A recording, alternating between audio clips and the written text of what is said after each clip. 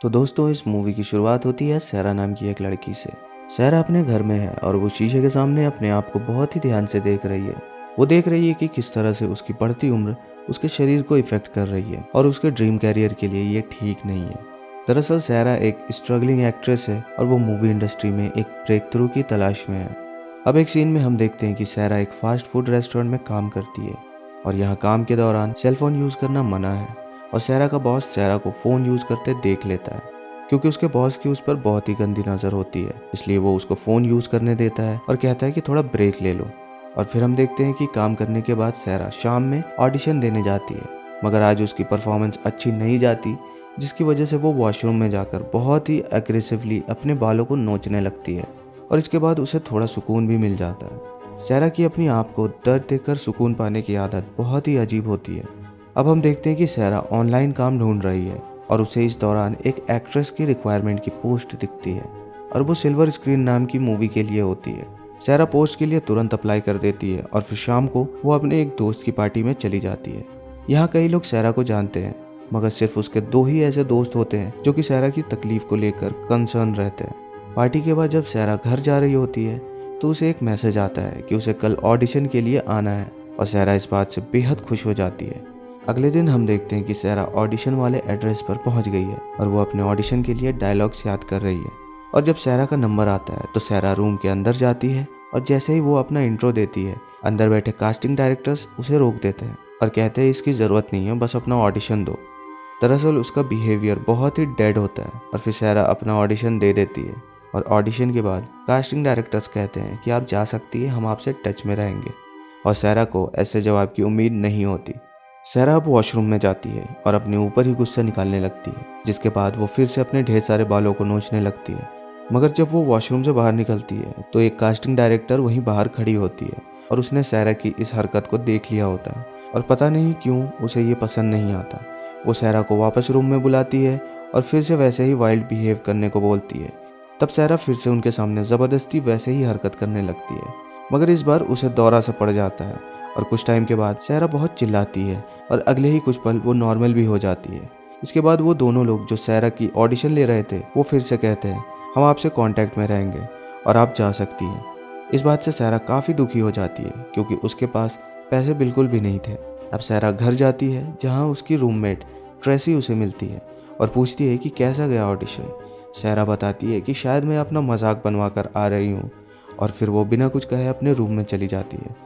और अगले दिन जब सहरा रेस्टोरेंट में काम कर रही होती है तो उसे कई कॉल आते हैं जिसे वो उठा नहीं पाती और फिर सहरा रेस्टोरेंट के बाहर आकर कॉल बैक करती है और ऐसे करते हुए उसके बॉस देख लेते हैं और उसे इस बात पे गुस्सा आता है। दरअसल सहरा को उसी प्रोडक्शन हाउस से कॉल आते हैं जहां उसने लास्ट ऑडिशन दिया था और वो सहरा को बताते हैं कि आपको चुन लिया गया है और आपको सेकेंड राउंड के लिए दोबारा आना पड़ेगा।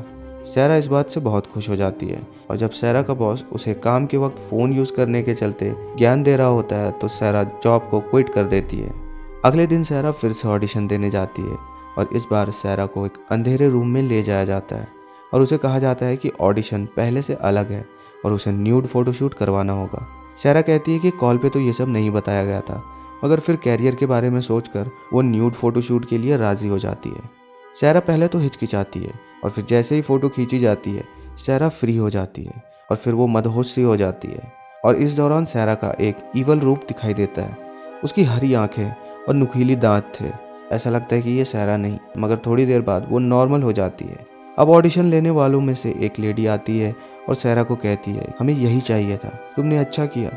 और यहाँ सहरा उस लेडी के गले में एक स्टार टाइप का लॉकेट देखती है और फिर बाहर आ जाती है और इस बार सहरा अपने परफॉर्मेंस से बहुत खुश हो जाती है। कुछ टाइम बाद सहरा को प्रोडक्शन हाउस से कॉल आ जाती है और उसे बताया जाता है कि प्रोड्यूसर आपसे मिलना चाहते हैं और सहरा को इस बात से अब कंफर्मेशन हो जाता है कि उसे ये रोल मिल ही जाएगा। सहरा शाम को बहुत अच्छे से रेडी हो जाती है और जाते वक्त अपने दोस्त से भी मिलती है। उसके खास दोस्त सहरा को मिलने वाले काम से बहुत खुश होते हैं और कुछ लोग ऐसे भी होते हैं जो उसकी तरक्की से जल रहे थे। सहरा प्रोडक्शन हाउस पहुंचती है जहां वो प्रोड्यूसर से मिलती है। प्रोड्यूसर सहरा से मिलने के बाद पहले तो बहुत अच्छे से बात करता है और उसे बहुत बड़े बड़े सपने दिखाता है, मगर थोड़ी ही देर में वो अपनी मंशा को साफ कर देता है। असल में प्रोड्यूसर सहरा के साथ इंटीमेट होना चाहता था, मगर सहरा इन सब के लिए राज़ी नहीं होती और वो वहाँ से चली जाती है। वापस घर पहुंचकर सैरा अपने बेडरूम में चली जाती है और वो रोने लगती है। पीछे पीछे उसकी रूममेट ट्रेसी आती है और फिर सैरा ट्रेसी से बताती है कि प्रोड्यूसर ने उसके साथ क्या क्या किया। ट्रेसी कहती है कि मुझे पहले से ही डाउट था, भला कोई 2 ही ऑडिशन में कैसे इतनी बड़ी मूवी की लीड रोल में किसी को काम दे देगा। ट्रेसी उसे ये कहती है कि तुम्हें इस बात को पहले ही समझ जाना चाहिए था, मगर सैरा इस बात पे कहती है कि मैंने ये रोल पाने के लिए अपनी जॉब तक को छोड़ दिया है और अब मैं क्या करूं।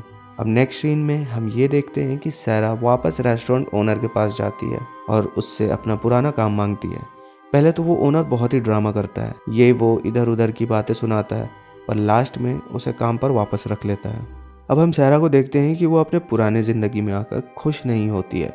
वो बस बिना इंटरेस्ट के अपने लाइफ जिए जा रही थी और फिर एक दिन उसके पास उसका फ्रेंड डैनी आ जाता है। अब वो सैरा से बोलता है कि मुझे पता चला है कि तुम्हारे साथ उस दिन क्या क्या हुआ।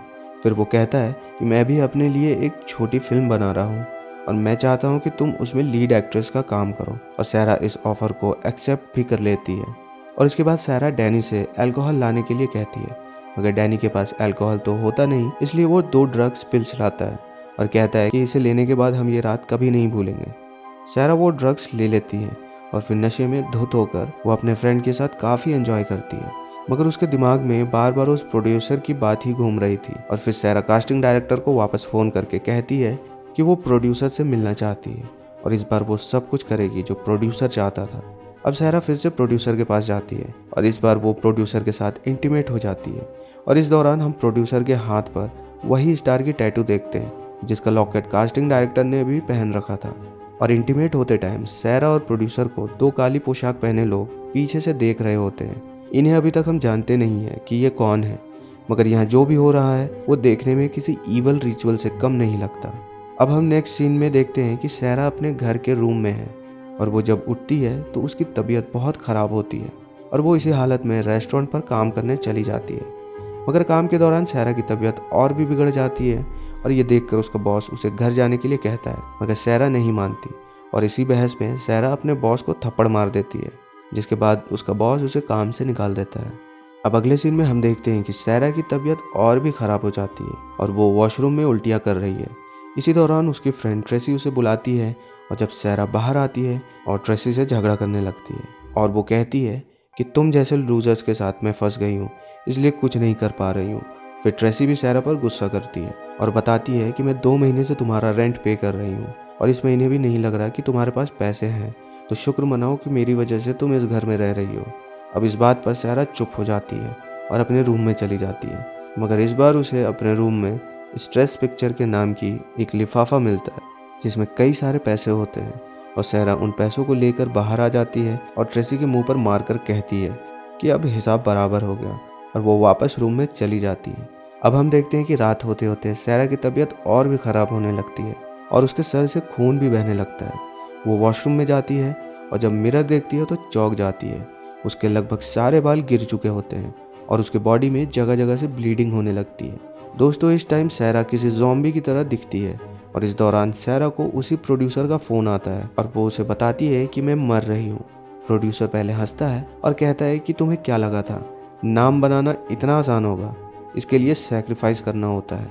और वो कहता है कि हमारी तरह बनना है तो जाओ अपने दोस्तों को मार दो।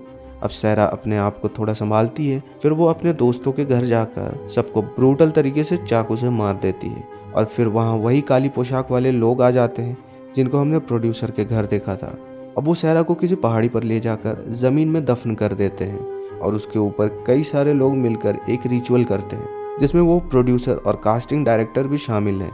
इस रिचुअल से सैरा का रीबर्थ होता है और सुबह होते होते सैरा ज़मीन को फाड़कर बाहर आ जाती है और बाहर उसके नाम का एक प्रेजेंट रखा हुआ होता है जिस पे हैप्पी बर्थडे लिखा हुआ होता है।